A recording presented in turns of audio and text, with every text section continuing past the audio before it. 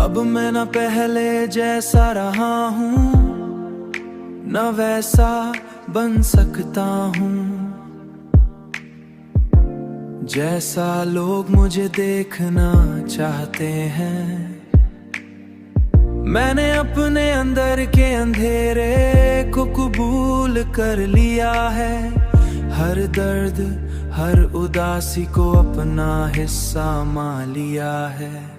हर दर्द हर उदासी तेरी याद अब भी मेरे साथ है। मगर अब ये एक तड़प नहीं, बल्कि एक खामोशी बन चुकी है।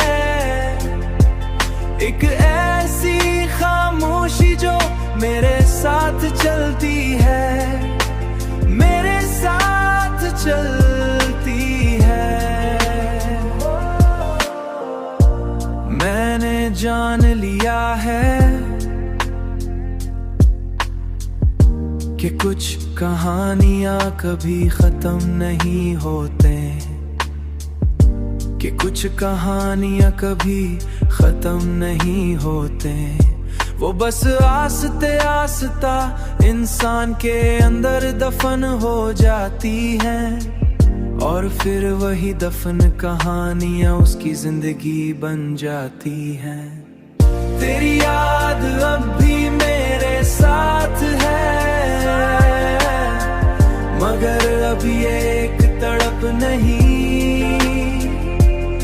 बल्कि एक खामोशी बन चुकी है। एक ऐसी खामोशी जो मेरे साथ चलती है, मेरे साथ चलती है। खामोशी खामोशी खामोशी खामोशी।